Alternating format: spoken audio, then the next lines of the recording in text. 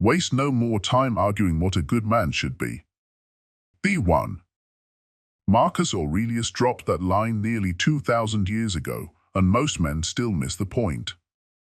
Tonight we step off the hamster wheel of chasing attention and step onto the track where the rare 1% run laps around their former selves. Watch all 7 chapters so you can redirect every ounce of desire toward building an empire worth sharing.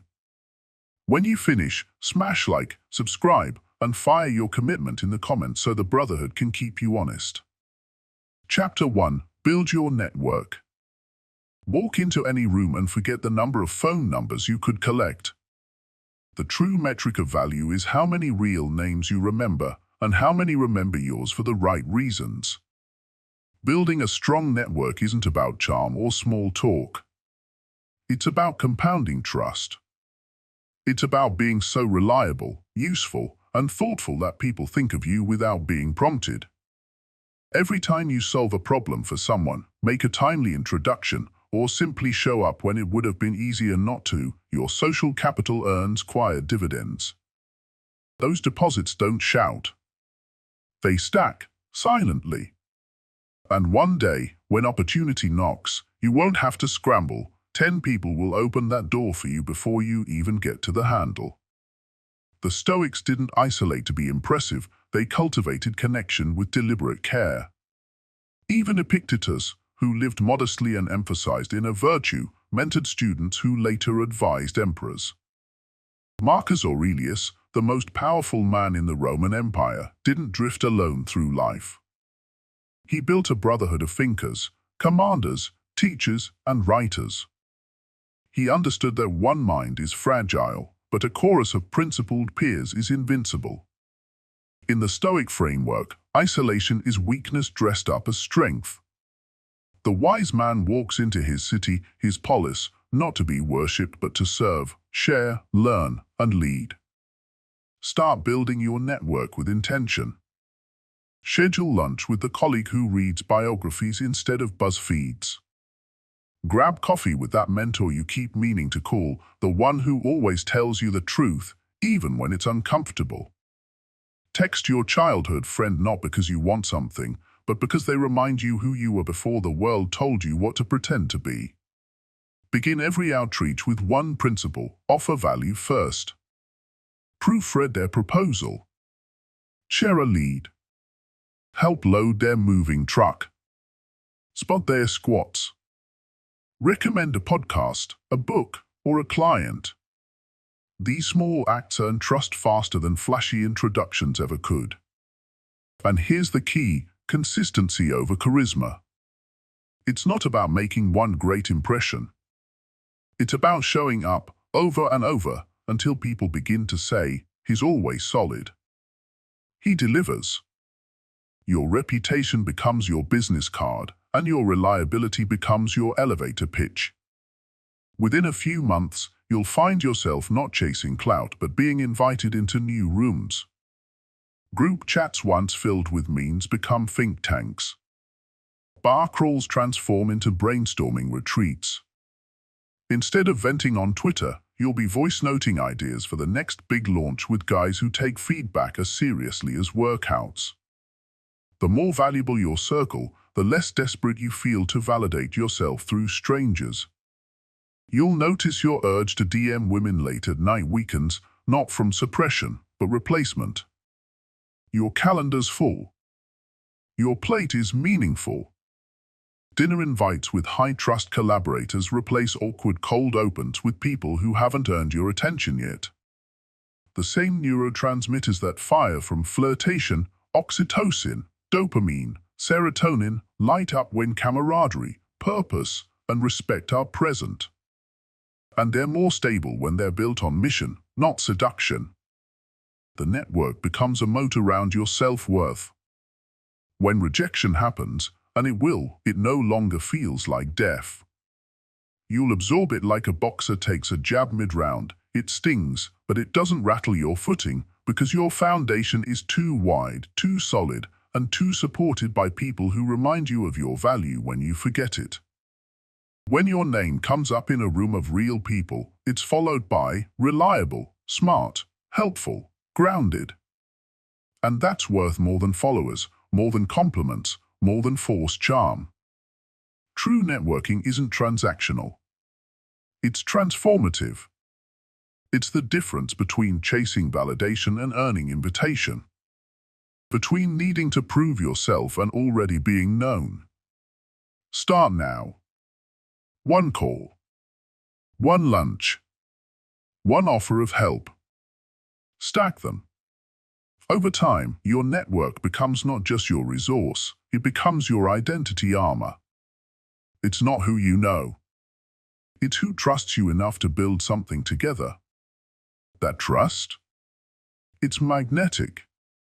And it lasts longer than any trend, match, or follow account ever will. Chapter 2. Find your purpose. Most men coast through existence like Spotify on shuffle, random tracks, occasional bangers, but no curated playlist driving the mood. Purpose turns that cacophony into symphony. Forget waiting for mountaintop epiphanies or ayahuasca journeys. Real purpose is forged on ordinary Tuesdays, hammered together by small experiments that reveal what electrifies you and what drains you bone dry.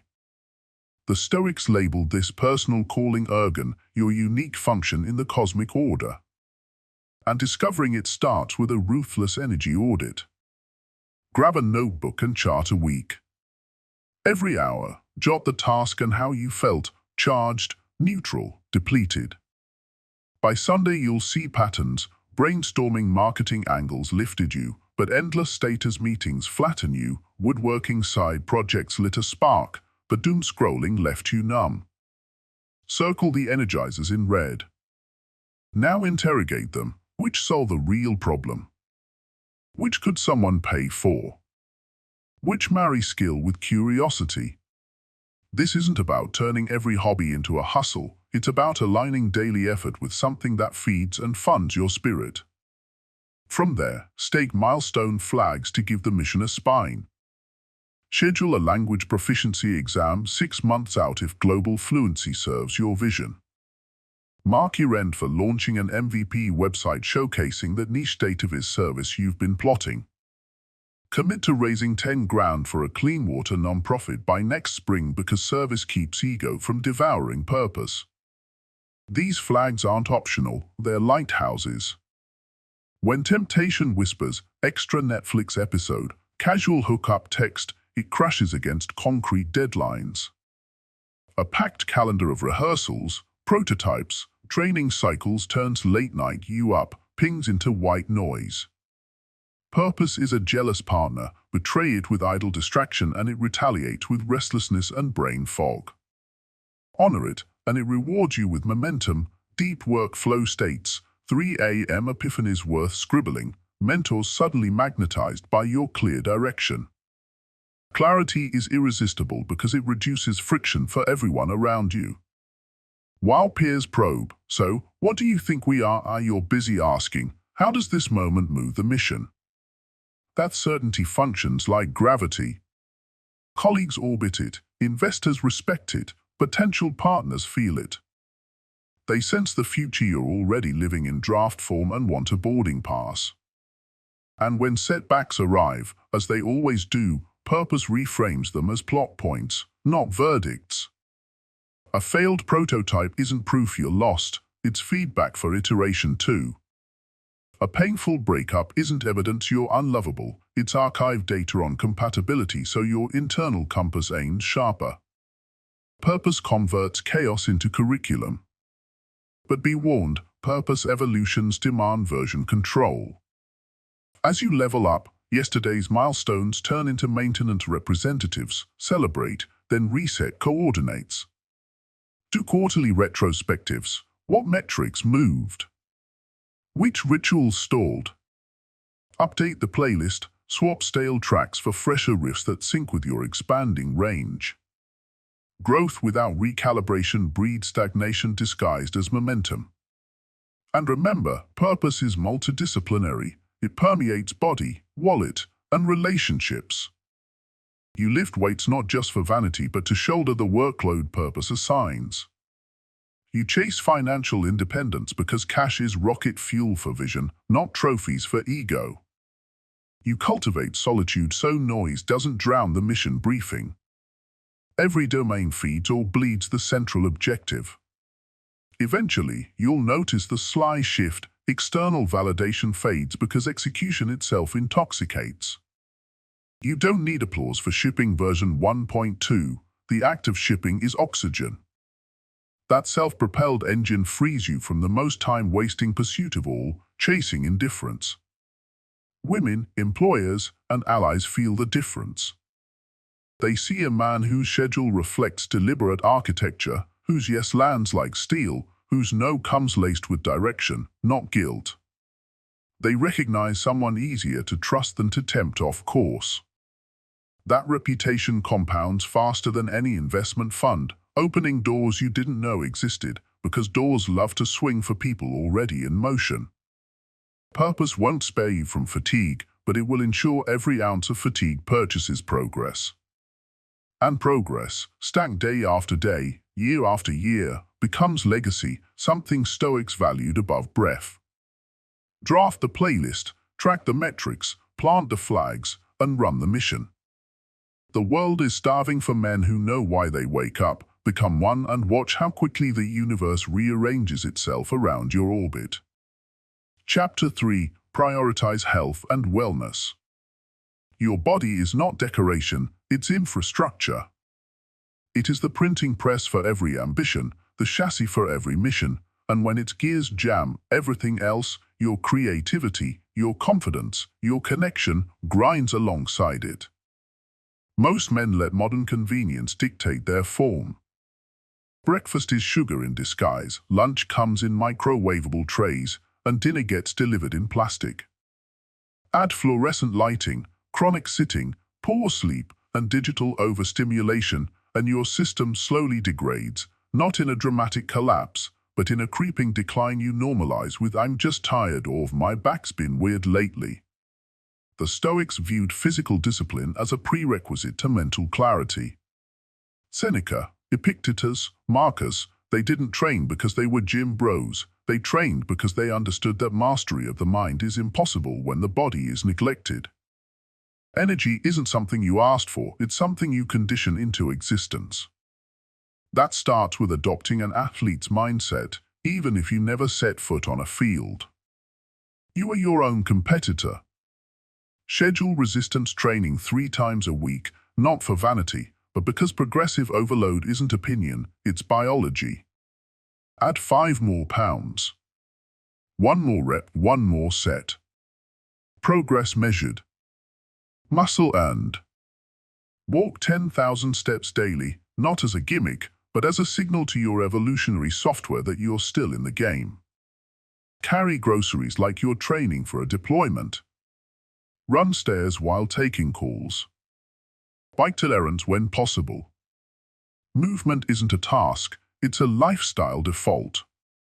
Combine that with a diet rooted in nature, crowd your plate with protein, cruciferous vegetables, slow carbs, fermented foods.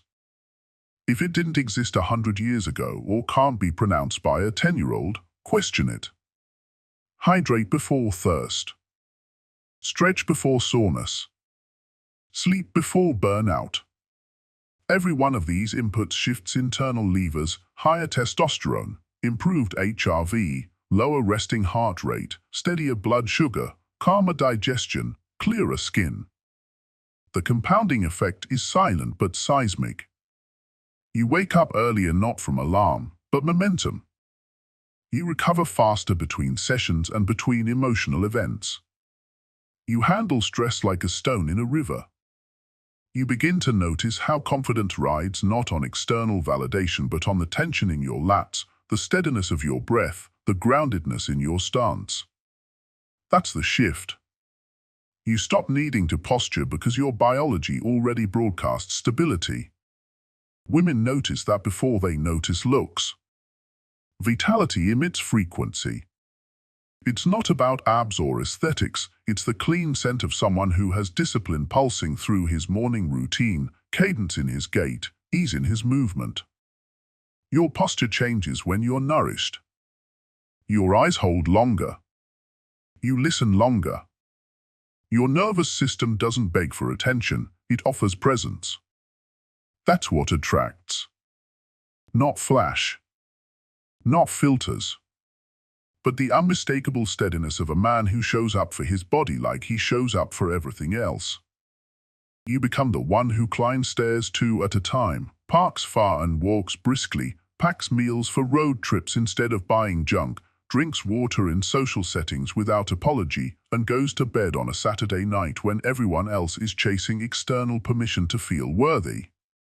Your calendar doesn't revolve around hangovers, it revolves around sunrises, training sessions, hikes, cold plunges, and discipline rituals that feed more than muscle. This isn't a call for perfection. It's a call for ownership. Audit your physical inputs. Run blood work.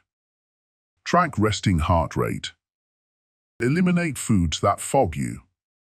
Stack routines that build you. Create sleep hygiene that supports you. Your health is your first business, your first leadership role, your first reputation.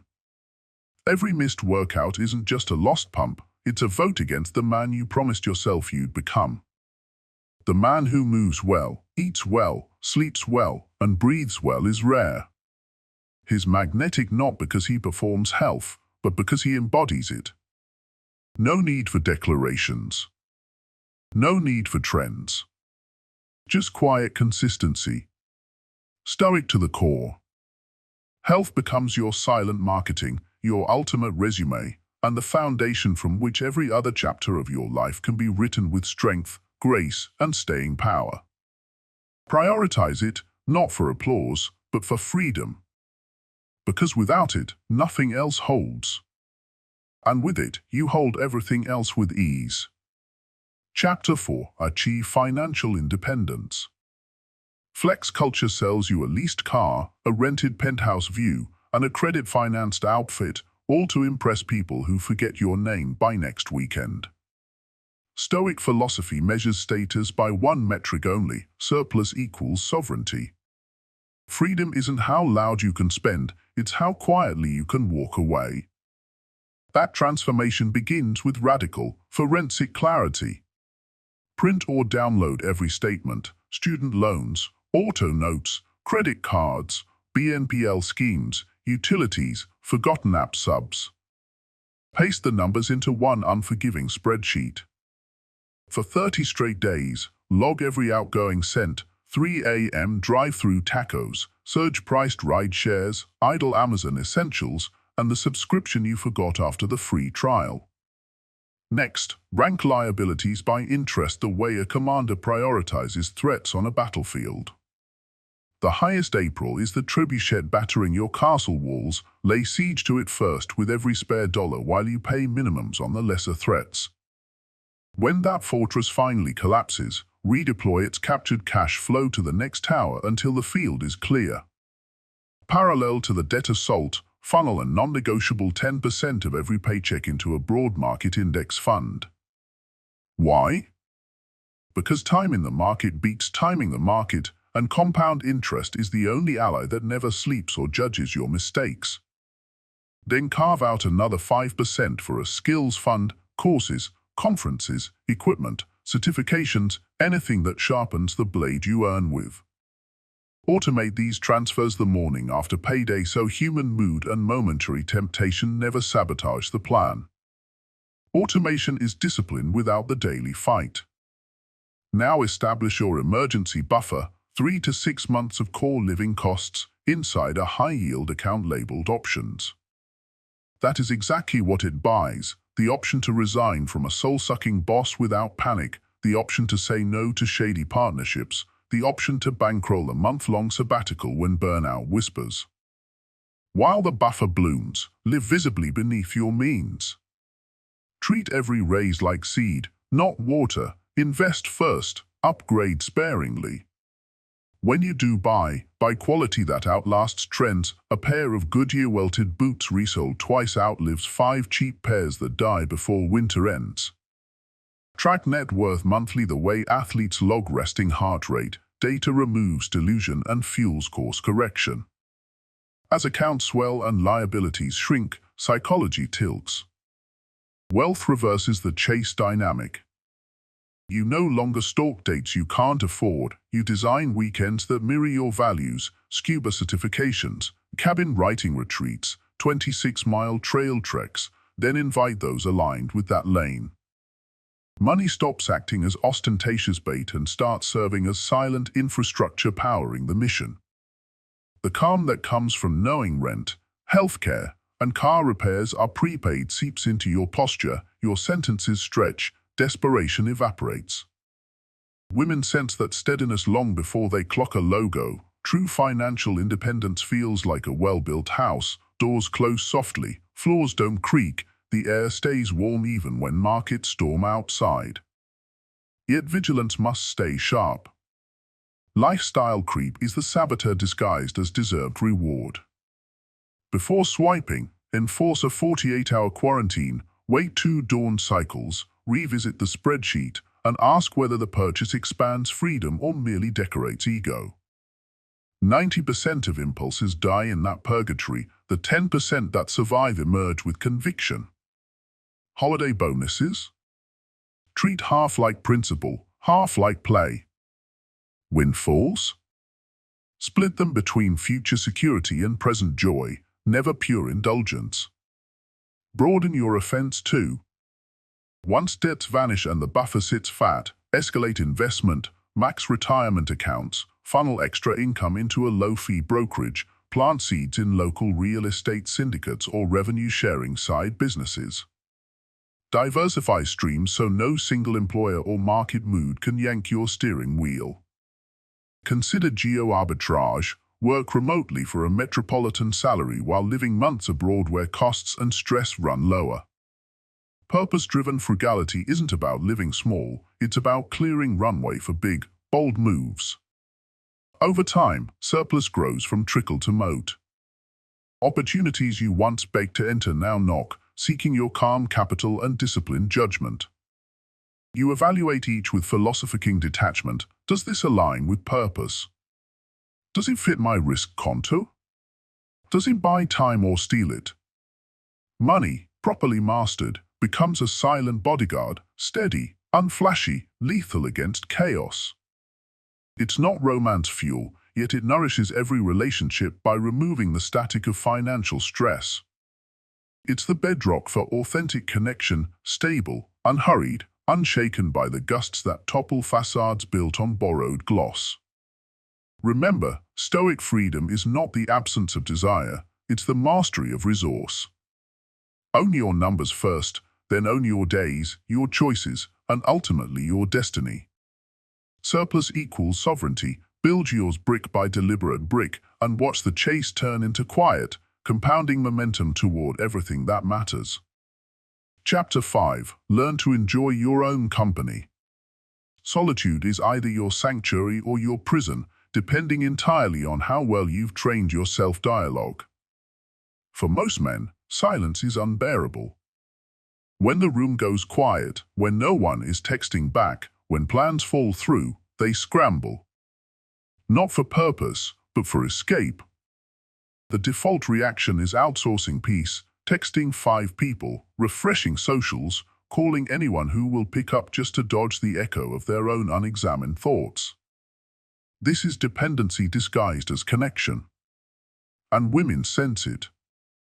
They feel it in your energy before you say a word, that subtle desperation for presence, for distraction, for someone to validate that you're not wasting away in your own shadow. But solitude, when pursued deliberately, transforms into a dojo, the place you train, fail, refine, and become dangerous without having to lift your voice. Stoic solitude isn't lonely. It's purposeful. It's where you go to audit your thoughts, scrub away mental clutter, and examine the motives that drive your behavior. Marcus Aurelius ruled an empire and still wrote nightly in silence, carving his mind into something cleaner than the palace marble. That same discipline is available now. Start with simple but high-resistance acts. Take a solo walk without earbuds or podcasts. Let your footsteps, not Spotify, be the metronome of your clarity. Cook an elaborate meal, yes, even if it takes an hour, and plate it like someone's coming over. You're coming over. Go to the movies alone, then sit with a journal afterward and write 3 paragraphs on the themes you noticed, what resonated, and why. The goal isn't to become antisocial. The goal is to break the addiction to input and practice the art of internal signal. Replace constant background noise with breath counts: 4 seconds inhale, 7 seconds hold, 8 seconds release. Do it until your nervous system stops mistaking silence for danger. That's where power begins. Then, escalate, learn to own a weekend solo. No backup plans. No digital crutches.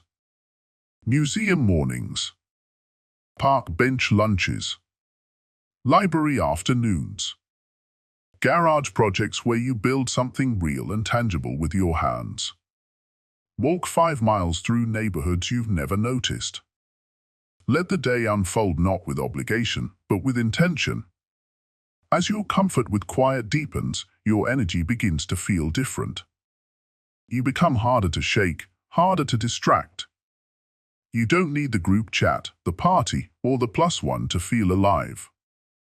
And that, paradoxically, is when people start leaning in, especially women. Because a man who radiates ease at dinner for 1 exudes quiet power at dinner for 2. She feels no suction of expectation, only presence. She doesn't feel like she's performing emotional CPR. She feels invited, not needed. That distinction is magnetic. Independence doesn't distance love, it amplifies it.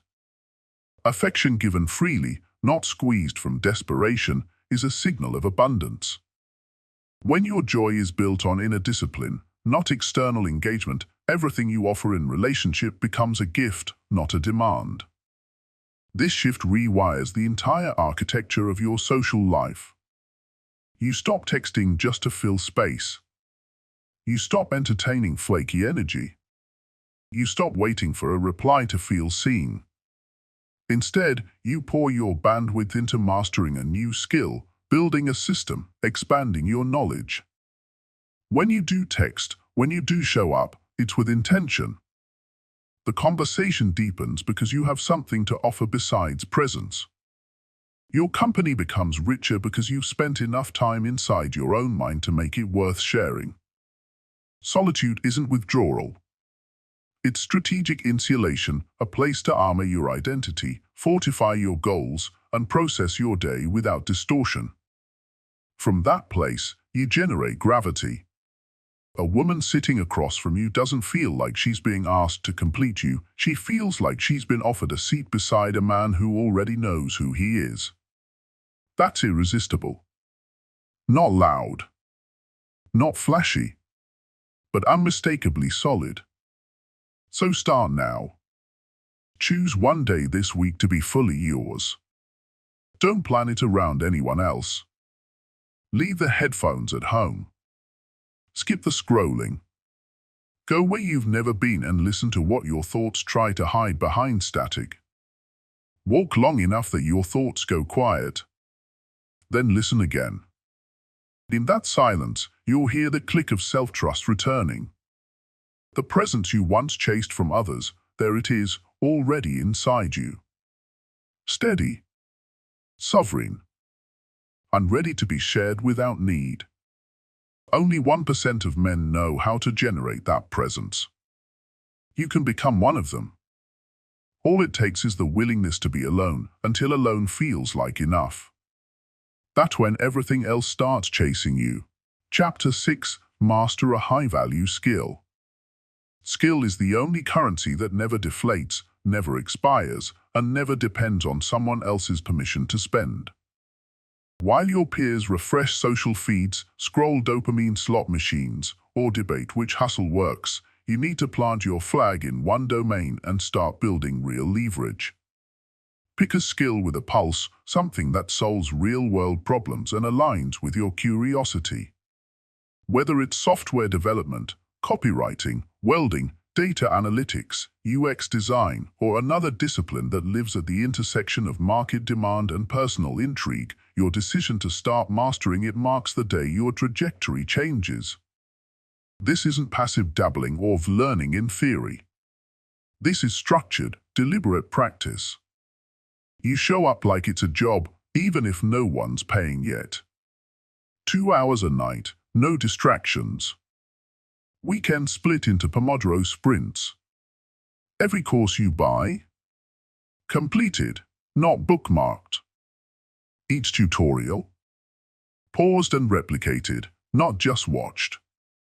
You measure progress not by vague confidence but by hard output, GitHub commits, website builds, portfolio samples, physical projects, or client-ready drafts.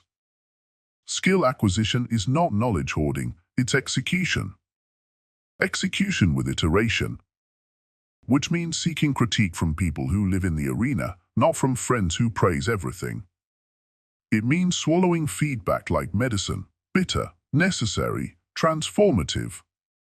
The Stoics would have embraced this model, not theory for its own sake, but wisdom tested by friction. In this case, wisdom forged through feedback loops, deadline pressure, and skill sprints that stretch your edges. And what happens when you go all in on mastery? Something rare. You start creating gravity. Within a year of focused, measured effort, you become useful, dangerously useful. You're no longer pitching employers or cold emailing clients. They find you because your work speaks louder than introductions. Your name circulates in rooms you haven't entered because your results now have a digital footprint or a reputation trail. You get invited to solve problems because people trust you can, and suddenly your calendar becomes the rarest asset in the room. And here's where things shift socially. You're no longer available for cheap validation. Dates don't consume you, they compete for your bandwidth. People lean in not because you chased them, but because you built something too real to ignore. The skill becomes your moat. It's the wall between you and desperation. You no longer panic about silence from someone you dated twice because your identity is fortified by competence, not clout. You don't need to perform or people-please because you've built intrinsic value, the kind that pays, scales, and commands respect without shouting. Women pick up on it immediately. They hear the calm certainty in how you describe your day. They see how you move through conversation with no need to prove, no need to boast, just the confidence of a man who owns time and solves problems. Mastery changes how you walk into a room. You no longer need to fill silence or dominate conversation because your output does the talking. Your work is traceable. Your process is disciplined. Your calendar is full. And people respond to that. Because in a world bloated with potential, the man with proof stands apart. The man who can show not just what he wants to be, but what he's done, what he's built, what he's learned and delivered, becomes rare. But let's be clear, mastery isn't sexy in the moment. It's long nights debugging, redrafting, missing parties, saying no to distraction. It's boring, repetitive, and often thankless, for a while. That's why so few pursue it. That's why 99% of people play in the shallow end of competence, hoping personality will compensate. But the man who chooses depth becomes recession-proof, rejection-proof, crisis-resilient. His skills are assets. They don't rust, and they don't disappear when someone ghosts him. That's real power. Stack your skills. Specialize, then layer adjacent ones, coding with UI/UX, writing with SEO, welding with blueprint reading. Each compound layer creates a niche that fewer people can fill, and scarcity breeds value. In every room, the rarest competence draws the highest attention, and that attention, when filtered properly, becomes opportunity. Not just professional, but personal. You now become the man whose evenings are booked with passion projects, whose mornings are structured by training, whose weekends are occupied not with chasing but with building. And from that posture, steady, focused, upward, you naturally attract people who respect that energy, align with that ambition, and want to build alongside it, not feed off it.